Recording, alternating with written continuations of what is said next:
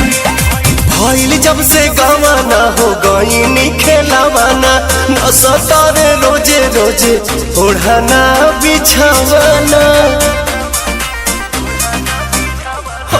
भइल जब से गवाना हो गईनी खेलावाना न सतारे रोजे रोजे ओढ़ाना बिछावाना।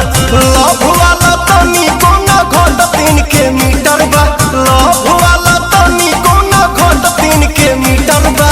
हई हो दादा कैसन पियावा के चारी तरबा, हाय हाय हाय हो दादा कैसन पियावा के चारी तरबा।